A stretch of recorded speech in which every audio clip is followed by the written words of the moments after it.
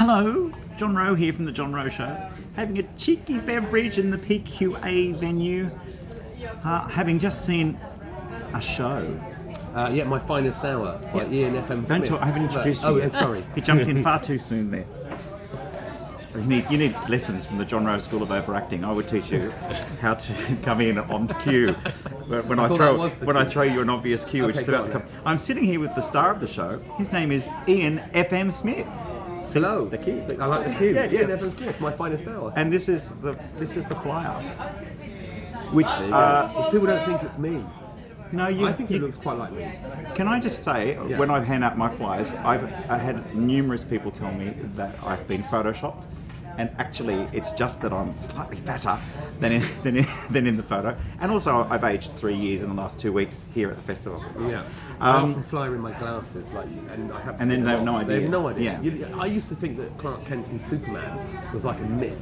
No, but it's having true. now flied in Edinburgh, it's true. You put a pair of glasses on, people do not recognise you. It is, and then I've seen your flyer prior to seeing your show because I remember this picture the goat. of the goat, which has now become apparent why there's a goat on your flyer. Yes. Because you do, I know, you're not going to do your show for us now, but there is an element of goatness. Yeah, we used to own that's a two word. goats called Benson and Hedges. I think we can give that away. Yes.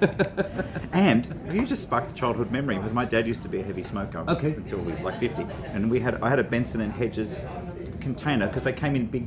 They did it like a little box. A It used to silver, be like a like trinket. a chick, yes. Back in the days when you could commemorate smoking. Now, was a good thing. how un-PC would that be for your children to ruin play it with a forward. Benson and Hedges box? Anyway, we digress, which is fine because that's what we're here to do. Hopefully. Nothing else. So you have a lot of reference to your family members in this show. Yeah, it's a very personal show. I talk about my sisters, my grandfather. Yeah, we're a live environment, folks. Keep it down, gee, people. What is this, festival or something? Other people around, man. It's not just us. I know.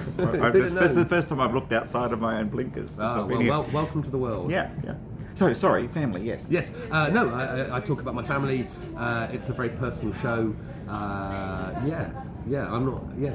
And lots of really interesting stories and funny stories. Thank you. And can we talk about your hair? We can. Because that did feature a little bit. it does. I have 5 crowns. So I've never heard of that. Have you never? So what do you call it in Australia, where your hair? No, it's called. Yeah, I think it's called crown, but it's never come up in a conversation well, before. Most people only have 1 or 2. I have. So I would say in doing 22 nights in Edinburgh, I have met on maybe 15 of those nights people that have 2 crowns. I have met 2 people that do have 3 crowns. I have 5 crowns. So I'm quite rare. Is this like a medical oddity? No, it's just where your hair grows, and who knows why, but there's 5 places where my hair changes direction, and it means my hair's a bugger to get cut. And hence why you've changed hairstyles in this photo. That photo is about 18 months old. So. I'm going to hazard a guess that you can't repeat the same hairstyle No, it's like 2 a good times in a comedy row. show. No 2 days are the same. Yeah. So I loved the show. I enjoyed the family chat.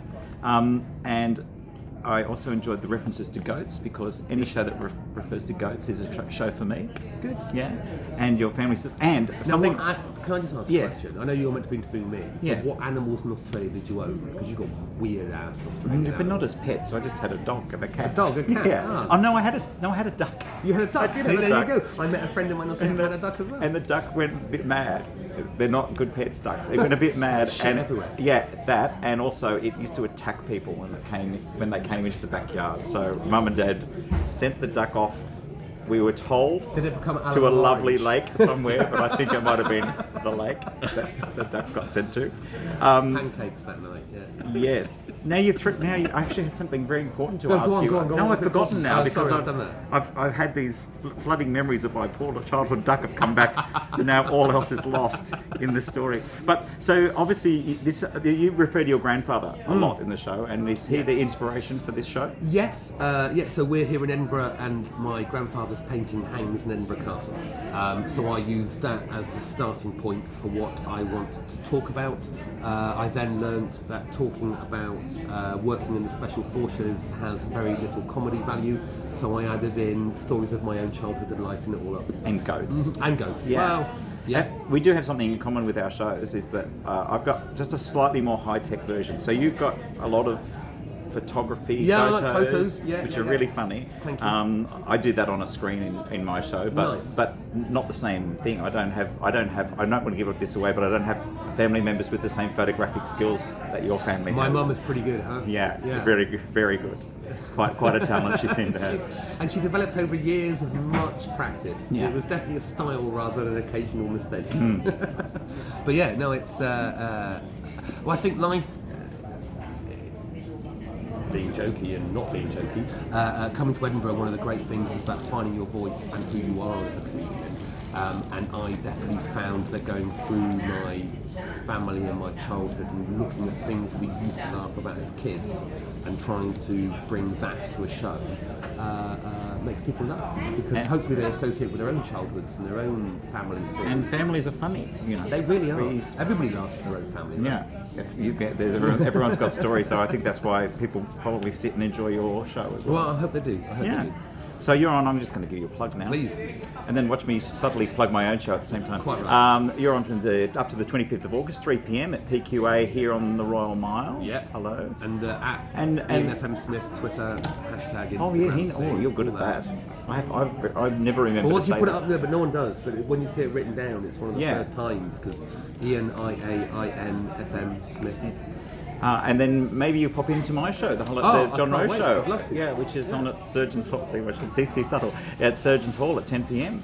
It's a good time. Come and see me. Surgeons Hall's lovely. Yeah, we'll have a drink after the show, just like we're doing now. Cheers. Cheers. Hope to see you there. Cheers, peoples.